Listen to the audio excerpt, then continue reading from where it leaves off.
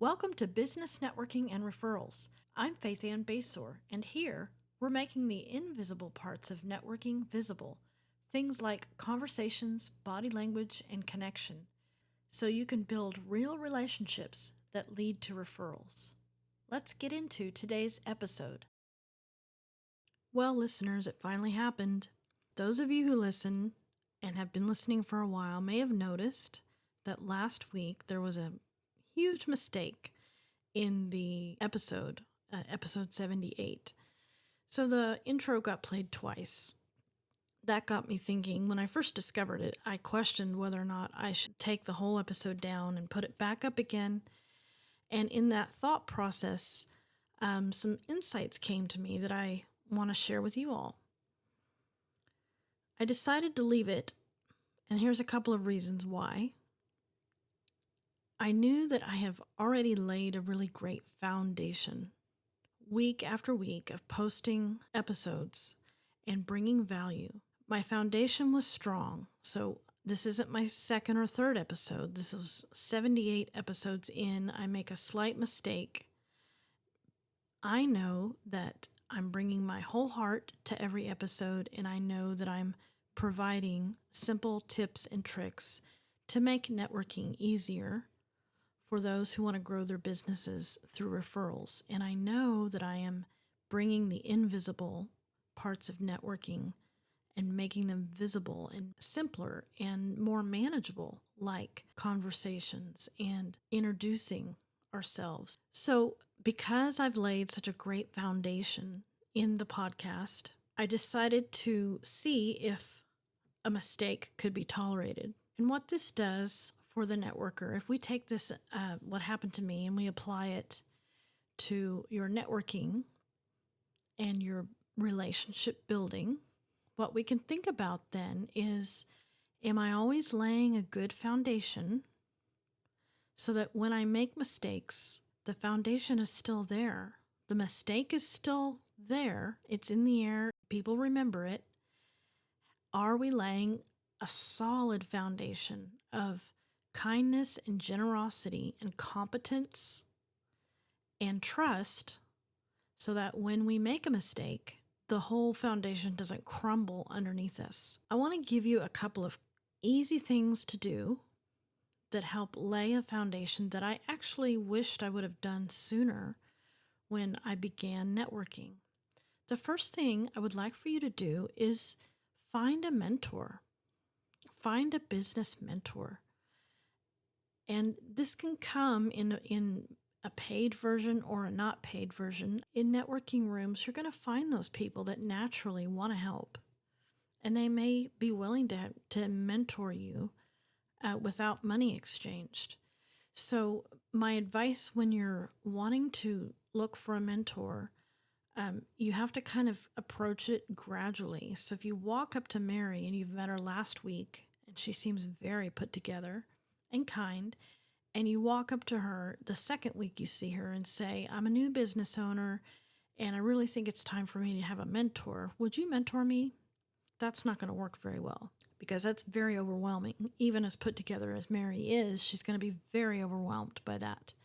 So instead, seek to have a one-to-one with her, and then see if there's some small things that you might be able to ask her advice on.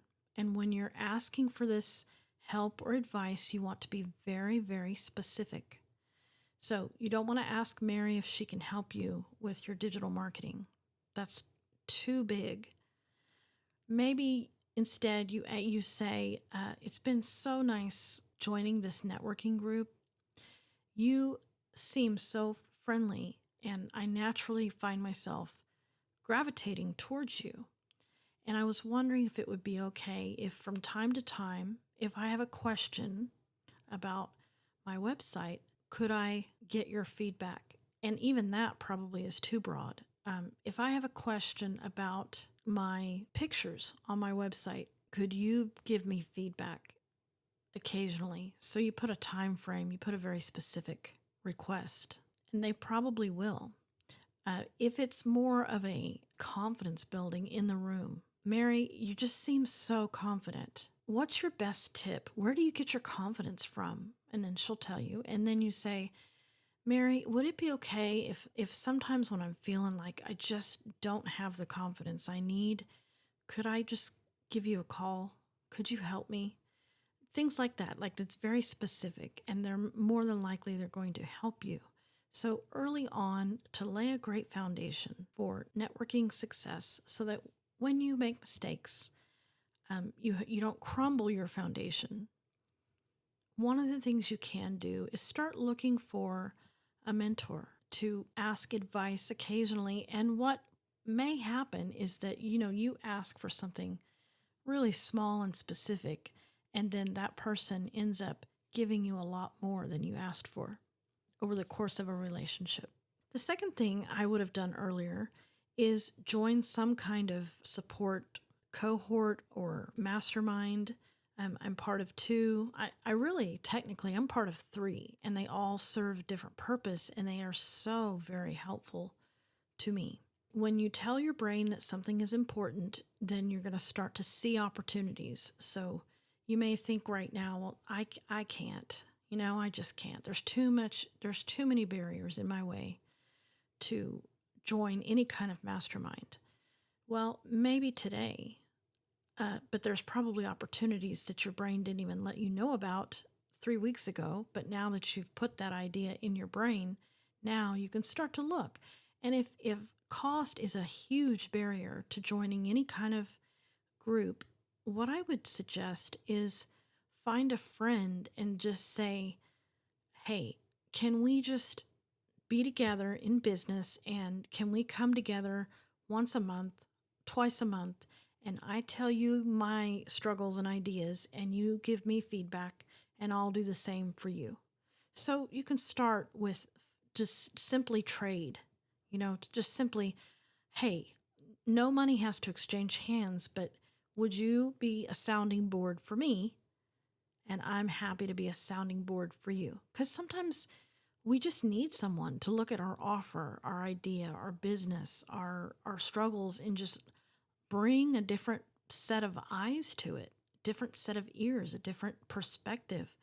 And they may say, this is really good. This is a great thing you're doing. If you just did this small thing to make it better, I bet you people would like it. Or, I don't know, Faith Ann, I don't think that's a good idea at all. Oh, really? Why not? Well, have you thought about this? And have you thought about that? And, it might cause a little bit of friction here. And then you say, oh, I didn't think about that. So it's good to have other people looking at what you're doing in your business. And it's good to have other people helping you in networking rooms too. You want people around you that will say, okay, that shirt it's not serving you. It's hard to hear, but you want some people that will say that. Or, yeah, this thing that you do sometimes, it's a little off-putting. Really? I didn't know that. Yeah, I know you're trying to be friendly and nice, but that little phrase that you use a lot, I don't think it's landing very well. Oh, okay. Well, thank you. It's not fun to hear, but thank you. You want people to tell you when there's spinach in your teeth. You want that. The third thing that you can do to lay a great foundation so that when you make mistakes, you're still standing on solid ground is always asking yourself, how can I help? What can I do to make someone's life a little easier? What can I do to make this hour go a little smoother for somebody else? How can I show grace to people when maybe they aren't having a great day and they're taking it out on me? Can I be gracious? And that will help you, because you can do something so kind for someone, and then 2 months later, you may make a mistake with them, and you're just horrified. And they say, "Oh, it's okay, Faith Ann. I remember when you," and then they'll tell you what you did, and you don't even know, you don't even realize that that's what you did. I remember I was at a BNI meeting, which stands for Business Network International, and I was subbing for somebody else. And I did something at that meeting that I shouldn't have done. Of course, not thinking about it, but just not thinking it through. I stepped on another member's toes. BNI has very strict rules about the seat you hold, and I just made a misstep, a real misstep, and I apologized. One of the leadership had to call me and say, please don't do that again. And I was, of course, I won't do that again. And I called the member that it affected, and I apologized. I think I just texted. I don't know. So then, like 6, 7 months later, I'm talking to him or something. We're in the same room, and I have to apologize for something. Like it was something really small. And he said, "Oh, that's okay, Faithann. You've always been so kind to me." And I was like, "Wow." Just not even realizing. In my mind, the only thing that stood out to me when it came to this person is that I stepped on his toes. But he said, "Oh, it's okay, no big deal." About this other minor thing that happened months later, "You've always been so kind to me." People are always watching and noticing how you treat them. So when you're walking into these rooms looking for how you can bless other people, how you can make their lives better, it's a great practice to get into so that when you accidentally talk over somebody, when you accidentally speak ill of someone that they really like, when you accidentally don't answer their email and you realize it's been 9, 10 days and you feel awful because you let that email hang out in no man's land for 9 days. And then you have to reply and say, "I'm so sorry that this fell through the cracks." If you have the foundation there of being the person that's wanting everyone to win and wanting to help others, then your mistakes don't seem quite so monumental. And let the person, when you apologize, I think this happens too sometimes. We get stuck in our own shame so much that we don't even let the person that we're apologizing to move on. So if they're moving on in the conversation, go ahead and move on with them, follow them, because then it starts to become more about you and less about them. So when they move on, take your cue from them and move on with them. And they want to start talking about the graduation party or the picnic or the client that they just onboarded. Move on with them and let's talk about the client. Let's talk about the picnic, and don't bring it up again, because then it does get a little strange.